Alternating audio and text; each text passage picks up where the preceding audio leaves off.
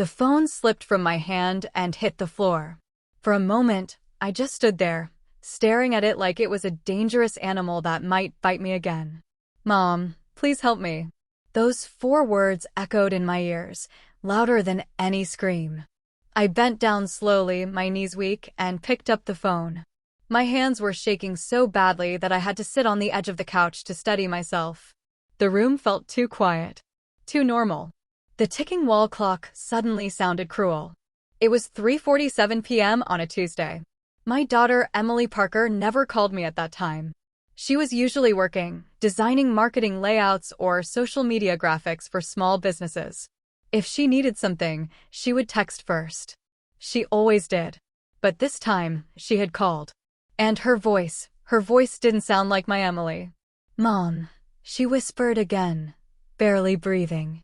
He hit me. My heart slammed against my chest so hard I thought I might faint. "Emily," I said, forcing my voice to stay calm. "Who hit you, sweetheart?" There was silence. Then a quiet sob.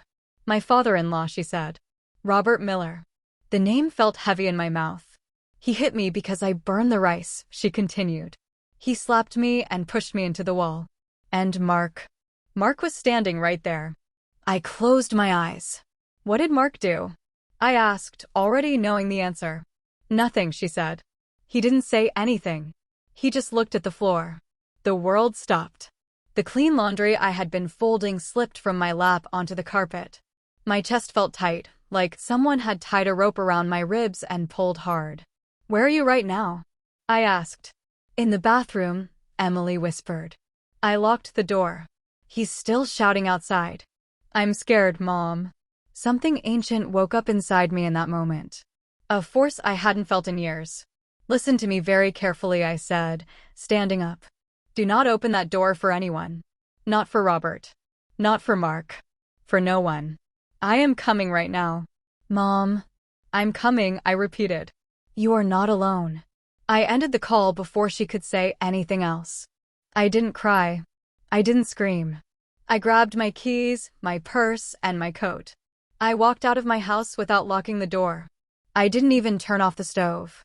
Nothing mattered except my daughter. As I got into my car and pulled out of the driveway, my hands clenched around the steering wheel so tightly my knuckles turned white. I had raised Emily to be strong.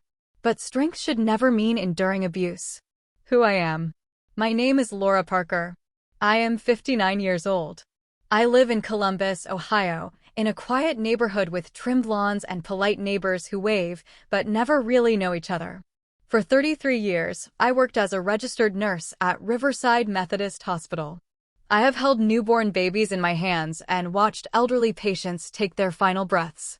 I have seen pain, loss, and fear in every form imaginable. I thought I was prepared for anything. I was wrong. I raised Emily alone. Her father, Daniel Parker, died when Emily was 9 years old. A drunk driver ran a red light and slammed into his car on a rainy night. They said it was instant, the police officer told me. He didn't feel anything. But Emily and I felt everything. Grief doesn't disappear just because it happens fast. For years, it was just the two of us. I worked double shifts, weekends, holidays. I missed birthdays and school plays, but I never missed being her mother. I packed her lunches with little notes inside. I helped her with homework at midnight. I sat beside her bed when she had nightmares. She was my reason for getting up every morning. Emily grew into a gentle, thoughtful young woman. She was never loud, never demanding. She had a soft laugh and eyes that saw beauty in small things. She loved drawing from the time she could hold a pencil. "Mom," she once said when she was 16, holding up a sketchbook filled with designs. "I want to make things people remember." "And you will," I told her. "You can be anything you want." She believed me. And that belief made what happened later even harder to accept. Emily met Mark Miller when she was 25. He was charming in a quiet way. Not flashy. Not loud. He worked as a project manager for a real estate development firm. He wore clean shirts, spoke politely, and shook my hand firmly when Emily brought him home for dinner. "Mrs. Parker," he said. "It's very nice to finally meet you." He called me ma'am and offered to help clear the table. I wanted to like him. At first, I did. Mark talked about stability, about building a future, about family values. He said he admired how Emily worked from home and still managed to help others grow their businesses. She's incredibly talented, he told me once. I'm lucky to have her. Emily glowed when he said things like that. But there were signs. Small ones. Things I brushed aside because I wanted my daughter to be happy. Mark always checked his phone when Emily talked. He corrected her stories in front of people. He made decisions quickly, without asking her opinion. Mark just likes things organized, Emily said when I mentioned it once. He's not controlling. I nodded. Mothers learn when to speak and when to stay quiet. Maybe that was my first mistake. After they got married, Emily moved into the Miller family home. It's temporary, she told me. Just until we save enough for our own place. The house was large, old, and heavy with silence. Mark's mother had passed away years earlier. That left Robert Miller, his father. From the moment I met Robert, my stomach tightened. He spoke sharply. His eyes judged everything. He believed respect meant obedience. This is my house, he said the first time I visited. We do things a certain way here. Emily smiled nervously. I'll do my best, she said. That smile haunted me later. Robert believed women belonged in the kitchen. He criticized Emily's cooking, her cleaning, her clothes. Too much salt. Not enough flavor. My wife never burned rice. Mark stayed silent. Always silent. Emily told me Robert was just old-fashioned. He doesn't mean harm, Mom, she said. But harm doesn't always announce itself. Sometimes it whispers. Traffic lights blurred as I drove. My mind replayed Emily's voice again and again. He hit me. By the time I reached their street, my heart was racing. I parked crookedly in front of the house and stepped out of the car. The house looked calm. Too calm. I walked up the driveway with purpose. Each step felt heavy but determined. I knocked once. Hard. The door opened slowly. And there stood Robert Miller. His face was red. His jaw tight. What do you want? He asked. I looked past him into the house. Where is my daughter? I asked. He scoffed. She's being dramatic. Locked herself in the bathroom over nothing. My hands curled into fists. Move, I said. He laughed. You don't come into my house making demands. I stepped forward. And in that moment, I saw Mark, standing behind him. His eyes met mine. And then he looked away. That was when I knew. This wasn't just about rice. This was about power. And silence. And a line that had been crossed long before today. I took a breath. And I stepped inside. The moment I crossed the threshold, the air inside the house felt different. Heavy. Like it had been holding secrets for a long time. The door closed behind me with a dull thud, and for a second, no one spoke. The ticking of a clock echoed through the hallway, loud and sharp, like a warning. Emily. I called out. Sweetheart, I'm here. No answer. Robert Miller stood stiffly near the door, his arms crossed, his lips pressed into a thin line. Mark was a few feet behind him, leaning against the wall like he wished he could disappear into it. Tell her to come out, Robert said coldly. She's acting like a child. I turned slowly and looked straight at Mark. She won't come out because she's afraid, I said. And she has every reason to be. Mark swallowed hard, but said nothing. I had seen that look before. That was the look of a man who knew something was terribly wrong and chose comfort over courage. I walked past both of them and headed down the hallway toward the bathroom. Emily, I said softly through the door. It's Mom. Open the door. There was a pause. Then the lock clicked. The door opened just enough for me to see her face. My daughter's eyes were red and swollen. Her lips trembled. There was a faint mark on her cheek, already beginning to darken. My chest tightened so painfully I had to grab the doorframe to steady myself. Oh, Emily, I whispered, pulling her into my arms. She collapsed against me, shaking. He didn't mean to hit me that hard, she sobbed. He just got angry. I held her tighter. No, I said firmly. There is no excuse.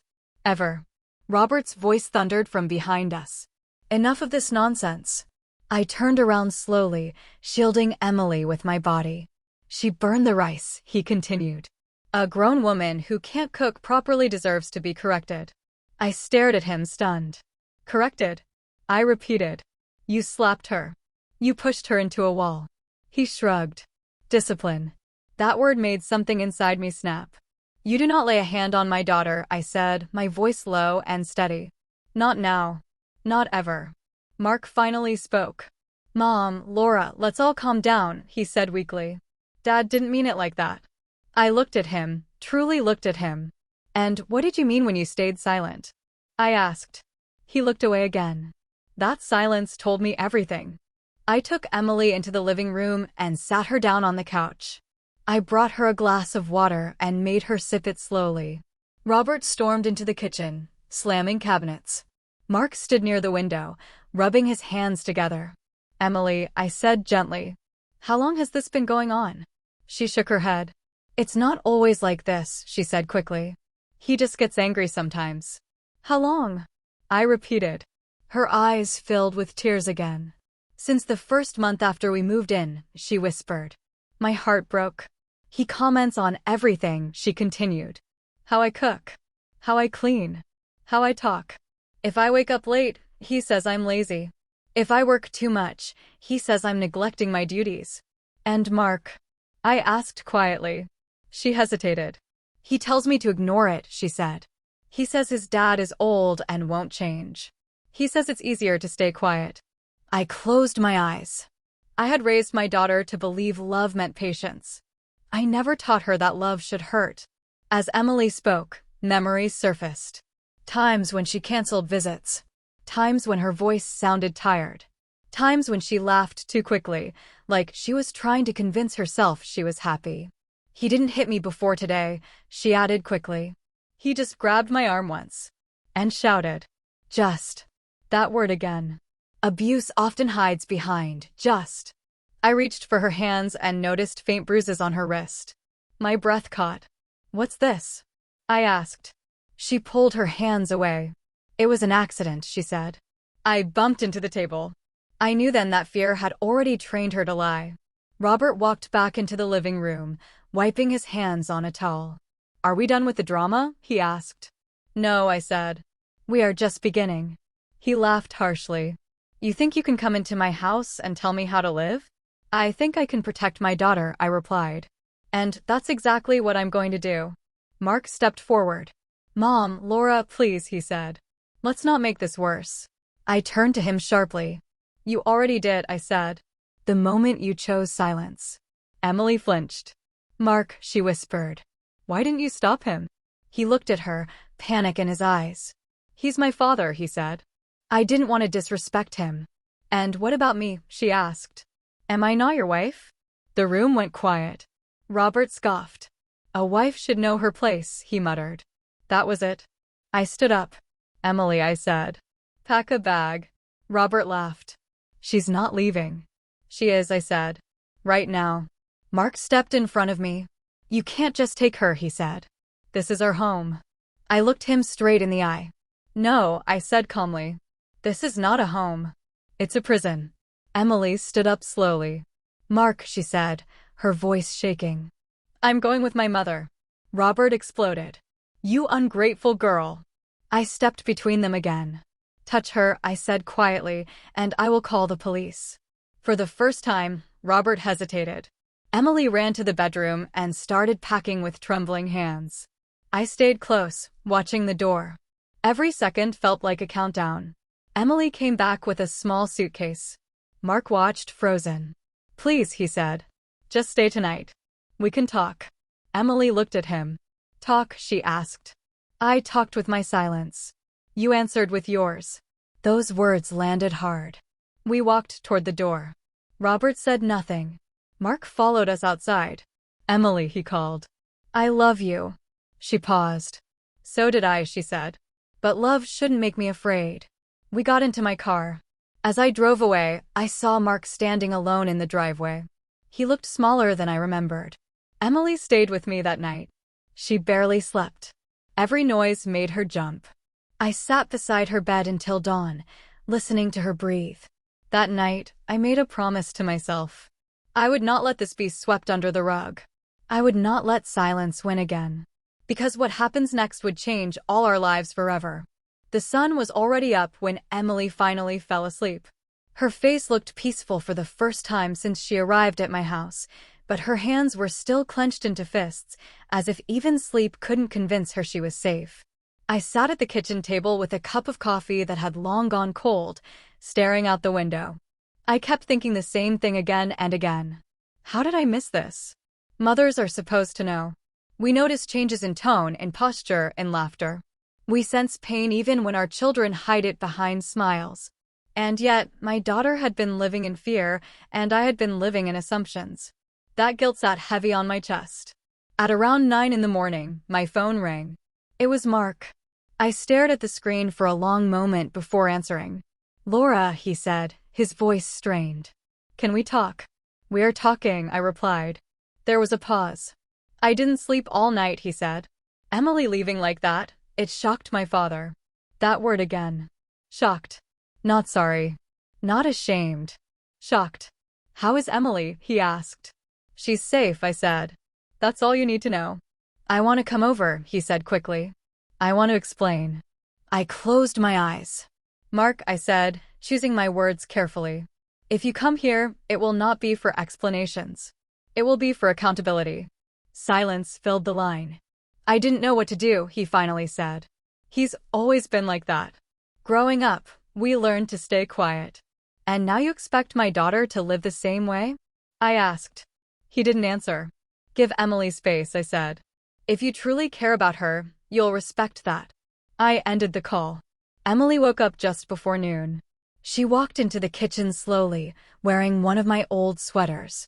It hung loose on her, making her look smaller than she really was. "Good morning," I said gently.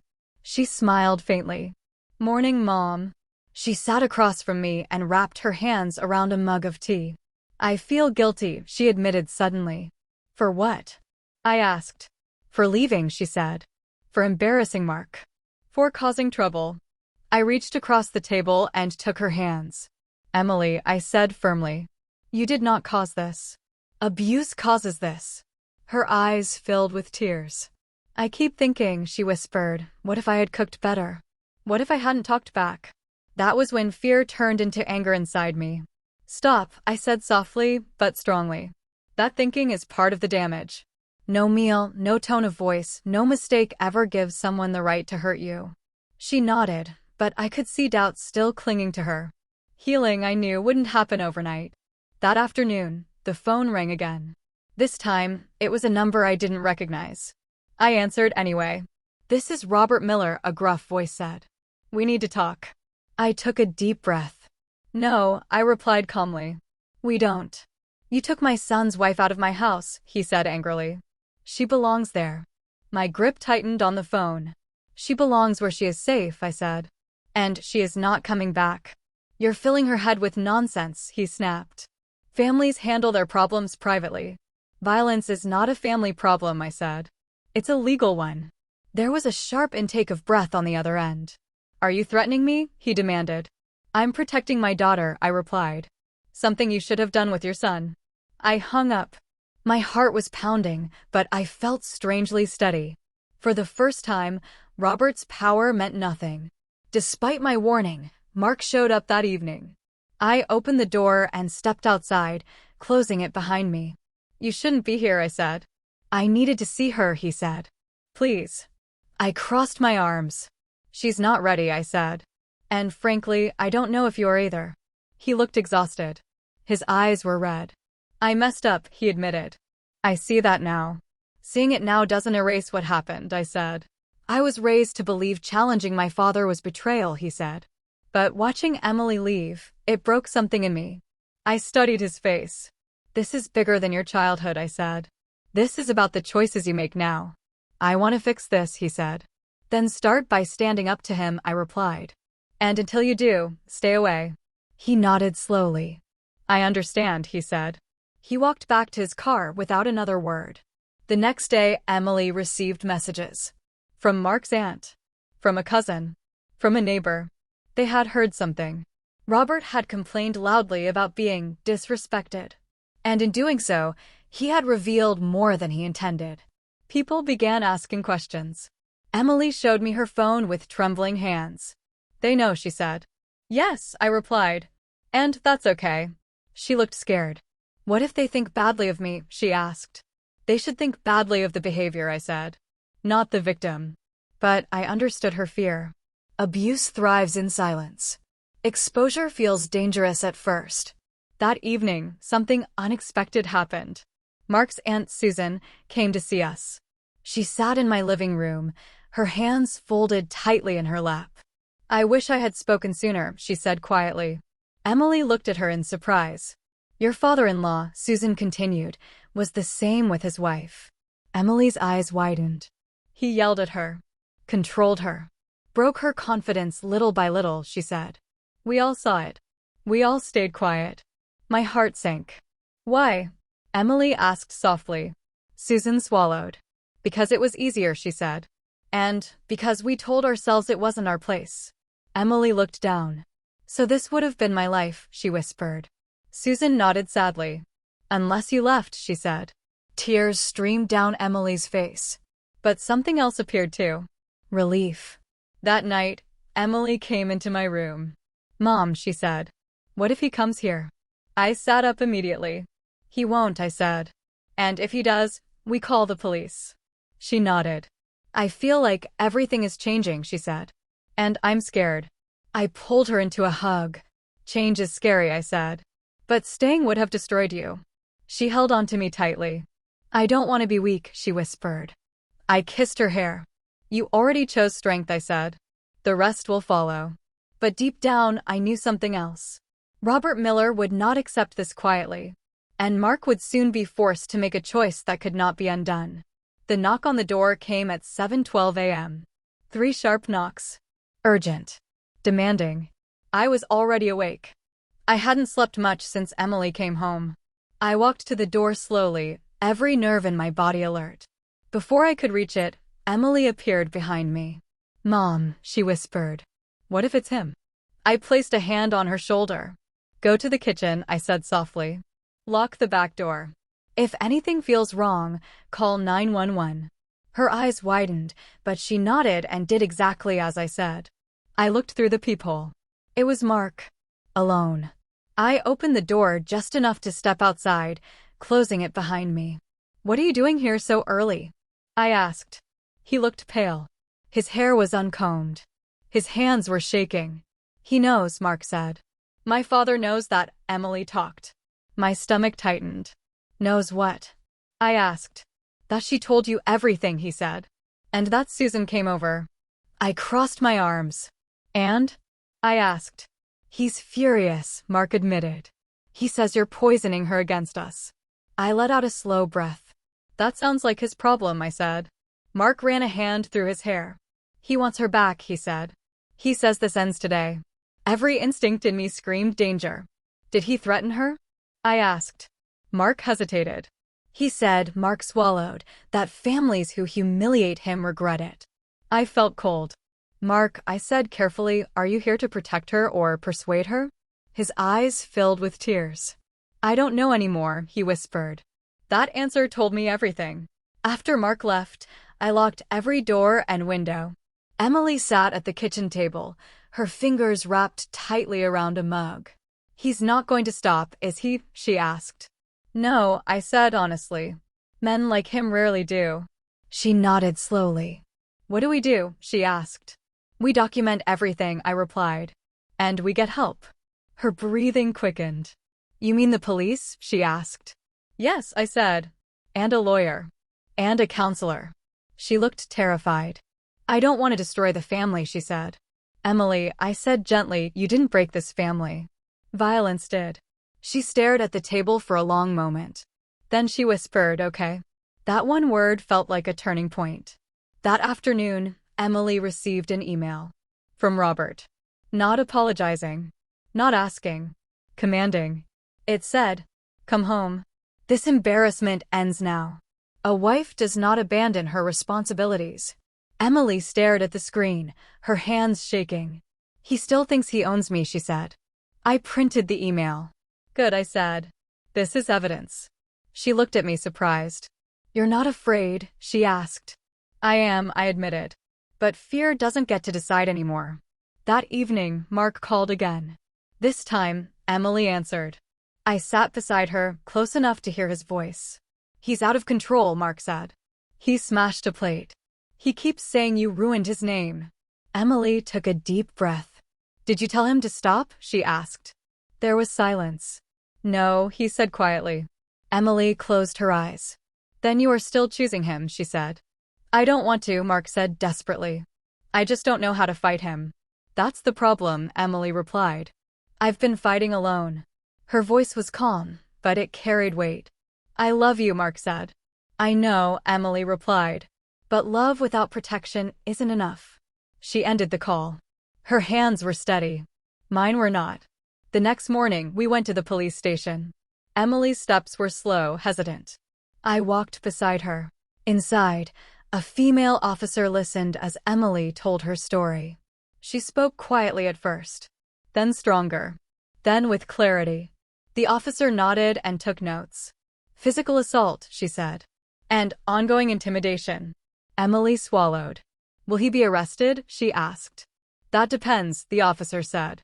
"But we can file a report and request a protective order." Emily looked at me. I nodded. "Yes," she said. "I want that." Her voice didn't shake. 2 days later, the protective order was granted. Robert was legally forbidden from contacting Emily, from approaching her, from entering my property. When the officer handed Emily the papers, she stared at them like they were unreal. "I didn't know I could do this," she whispered. "You always could," I said. "You just needed support." That night, Mark showed up again. This time, he stayed in his car. He called Emily. "I got served," he said. "He's furious. He says this is your fault." Emily laughed softly. "For the first time," she said, "that doesn't scare me." Mark was silent. "I can't go back," Emily continued. "Not unless you choose differently." "What does that mean?" Mark asked. "It means therapy," she said. "Boundaries. And standing up to him." "And if I can't?" he asked. Emily closed her eyes. "Then we're done," she said. Those words hung heavy. That night, Emily slept better. I lay awake. Because I knew something else was coming. Men like Robert do not lose control quietly. And Mark was standing at the edge of a decision that would either save his marriage or end it forever. The call came just after sunset. Emily was in the shower. I was sitting in the living room, sorting through paperwork, copies of the police report, the protective order, screenshots of messages. My phone vibrated on the coffee table. Unknown number. My chest tightened. I answered. "This is Laura Parker," I said. "You think a piece of paper can stop me?" A voice hissed. "Robert." I didn't speak. "You've humiliated my family," he continued. "You've turned my son against me. This ends now." I stood up slowly. "You are violating a protective order," I said calmly.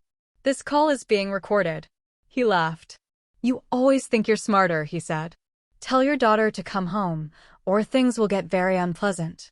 Something inside me went cold. "You will never contact my daughter again," I said. "If you do, I will make sure the police hear every word you say." He paused. "You think Mark will choose you?" he asked. "He's my son." The line went dead. I stood there, phone still pressed to my ear, heart pounding. This wasn't over. When Emily came out of the bathroom, her hair wrapped in a towel, she knew immediately. "What happened?" she asked. "He called," I said. Her face went pale. "What did he say?" she asked. I told her everything. She sat down slowly, her knees trembling. "He won't stop," she whispered. "No," I agreed. "But neither will we." She looked at me, fear and determination battling in her eyes. "What if Mark never stands up to him?" she asked. "Then you will have your answer," I said gently. She nodded, but I could see the pain beneath her strength. That night, Mark didn't call. The next day passed in silence. Then, on the third day, Emily's phone rang. It was Mark. She answered on speaker. "I left the house," he said. Emily's breath caught. "I packed a bag and left," he continued. "I'm staying at a motel." I watched Emily's face closely. "He threatened you?" she asked. "Yes," Mark admitted. "He said I was ungrateful. That I owed him loyalty." And what did you say? Emily asked. Mark exhaled shakily. I told him loyalty doesn't mean silence, he said. And that I failed you. Tears welled up in Emily's eyes. I went to a therapist today, Mark added. I told them everything. There was a long pause. I don't expect forgiveness, he said. But I'm done pretending this is normal. Emily closed her eyes. That's a start, she said quietly. 2 days later, just as we were beginning to feel a sense of calm, there was another knock on the door. This time, it wasn't sharp. It was hesitant. I opened the door. A woman stood there, her hands clasped tightly together. I'm Helen Miller, she said softly. Robert's sister. Emily stepped forward. I didn't know whether to come, Helen continued. But I need you to hear this. We invited her inside. She sat on the edge of the couch like someone ready to flee at any moment. He's always been like this, Helen said. Controlling. Cruel when challenged. Emily stared at her. Why didn't anyone stop him? She asked. Helen's eyes filled with tears. Because we were afraid, she admitted. And because people protected him instead of the truth. She reached into her purse and pulled out an envelope. This is a statement, she said. I'm willing to testify if you pursue charges. Emily's hands trembled as she took it. You would do that, she asked. Helen nodded. I won't be silent anymore, she said. For the first time, Emily smiled, not a polite smile, but a real one. The date was set quickly. Emily didn't sleep the night before. She sat on the edge of the bed, staring at the wall. What if they don't believe me? She asked. I sat beside her. They will, I said. And even if they didn't, you told the truth. That matters. At the courthouse, Emily walked with her head held high. Robert sat across the room, his face hard, his jaw clenched. Mark was there too, but he didn't sit beside his father. He sat behind Emily. That small choice spoke volumes. When Emily testified, her voice was steady. She spoke about the insults, the fear, the slap, the silence.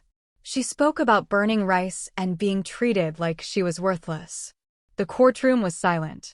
When it was Robert's turn, he denied everything. She's exaggerating, he said. She's emotional. The judge looked unimpressed. Then Helen stood and told the truth. The silence broke.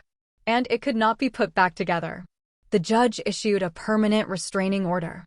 Robert was warned clearly. Any further contact would result in arrest. As we walked out of the courtroom, Emily let out a breath she'd been holding for months. I feel lighter, she said.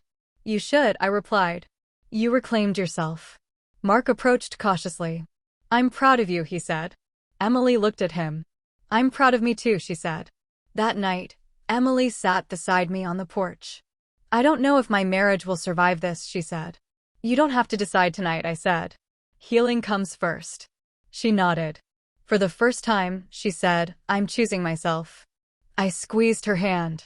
And I knew, no matter what happened next, my daughter was no longer trapped. She was free. The house felt different after the court hearing. Not quieter, lighter. Like the walls themselves had finally exhaled. Emily spent the next few days doing very little, and for the first time, I didn't push her to be productive. Healing, I was learning, looks like rest before it looks like action. She slept late. She took long showers. She sat on the porch wrapped in a blanket, staring at the trees like she was seeing them for the first time. One evening, she spoke. I don't know who I am without fear, she said softly. I looked at her. Then this is your chance to find out, I replied. A week later, Mark asked to meet. Neutral place.